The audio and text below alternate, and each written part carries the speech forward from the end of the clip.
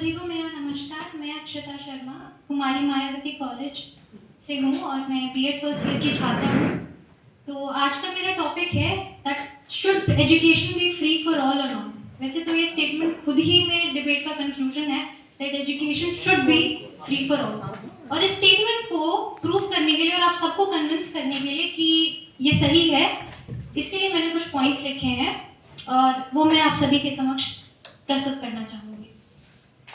तो आप इस चीज को इमेजिन करिए कि हमारे देश का एक बहुत बड़ा साइंटिस्ट किसी चाइल्ड लेबर में फंसा हुआ है, या फिर देश का प्रधानमंत्री किसी पॉवर्टी के कारण वो कोई स्कूलिंग नहीं कर पा रहा है।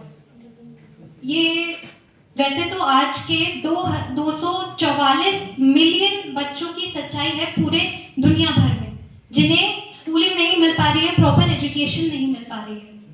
और एजुकेशन केवल मतलब लर्न करना कि आप कैसे बोलोगे, कैसे लिखोगे, वो नहीं है। एजुकेशन का मतलब ये है कि किस तरीके से आप ऑपरेशन को और पॉवर्टी को पूरी तरीके से खत्म कर सकते हैं। तो एजुकेशन एक प्लेइंग फील्ड को लेवल पे लाता है, इक्विटी देता है, इक्वालिटी देता है कि सारे अपर क्लास के, मिडिल क्लास के, लोअर क्लास के लोग एक इक्वल प्ले फील्ड पे आकर परफॉर्म कर सकें।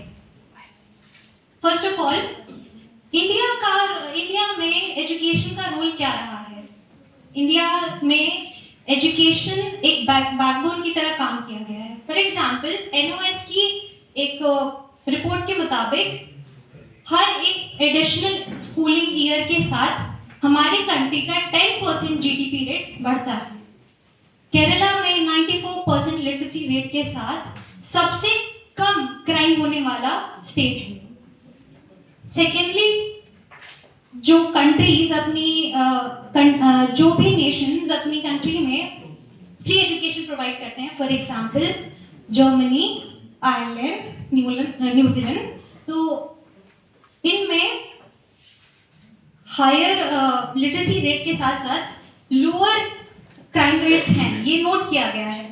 और इंडिया एम करता है कि वो $5 ट्रिलियन की एक इकोनॉमी बनना चाहता है। तो उस इकोनॉमी को बनने के लिए इंडिया को अपनी नेशन को, अपने यूथ को पढ़ाना होगा सबसे पहले। और इस स्टेटमेंट के साथ मैं ये प्रूफ करना चाहूंगी कि एपीजे अब्दुल कलाम, जो कि एक न्यूज़पेपर सेलर थे, वो एजुकेशन की मदद से एक बिल्कुल लो मिडिल क्लास से उठकर एक बहुत बड़े साइंटिस्ट बने। Secondly, B R. अम्बेडकर जी, जो कि जिन्होंने अपनी कास्ट के लिए, कास्टिज्म के अगेंस्ट लड़ाई की और हमारे फादर ऑफ कॉन्स्टिट्यूशन बने।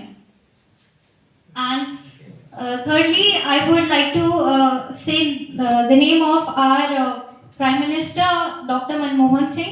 उन्होंने भी बिल्कुल मिडिल क्लास से निकलकर ऑक्सफोर्ड के one of the finest professors बने और हमारी इंडियन इकोनॉमी को सपोर्ट किया। और जहाँ पे जब सारी इकोनॉमी मतलब ध्वस्त हो चुकी थी सारी कंट्रीज की, उन्होंने हमारी कंट्री की इकोनॉमी को संभालने में बहुत मदद की थी। और एक और मैं आप सभी के सामने रिपोर्ट बताना चाहूँगी कि यूनेस्को की रिपोर्ट है कि हर एक बढ़ते स्कूलिंग ईयर के साथ साथ हर एक नेशन में 0.37 जीडीपी बढ़ता है। और वर्ल्ड बैंक की एक और एक रिपोर्ट है जिसमें उन्होंने बताया है कि जिस देश में एजुकेशन ज़्यादा होती है उस कंट्री में 43% चांसेस कम हो जाते हैं क्राइम रेट्स के। और मैं अब आपसे ये भी कहना चाहूँगी कि किस तरीके से बॉलीवुड और हॉलीवुड ने एजुकेशन को दर्शाया है। मतलब मैं ये मानती हूँ कि बॉलीवुड जो होता है वो हमारी सोसाइटी का एक दर्पण होता है। वो शो करता है कि हमारी सोसाइटी में क्या चीज़ें चल रही हैं, क्या चीज़ें हो रही हैं और हमें किस पर काम करने की ज़रूरत है। फॉर एग्जाम्पल, एक मूवी आई थी सुपर 30, आप सभी ने उसके बारे में सुना होगा, जिसमें मिस्टर आनंद एक टीचर थे। उन्होंने हर एक क्लास में 30 स्टूडेंट्स को फ्री एजुकेशन प्रोवाइड की थी। और एक और मूवी जो बॉलीवुड में निकली थी, द परसूट ऑफ हैप्पीनेस, जिसमें उन्होंने बताया था कि कैसे हम पॉवर्टी से निकलने के लिए अपनी एजुकेशन को पहला अपनी प्रायोरिटी बना सकते हैं।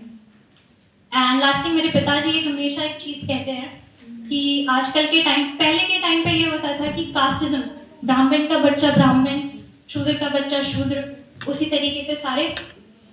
और पहले के टाइम पे हम उसको चेंज करना बहुत मुश्किल होता था, लेकिन आज के टाइम पे आज के टाइम पे हम अपनी क्लास को, हम अपनी लाइफस्टाइल को कैसे इंप्रूव कर सकते हैं? टाइम ओवर, क्लोज करिए, टाइम ओवर। या तो हम अच्छे एजुकेशन लें और आगे बढ़े।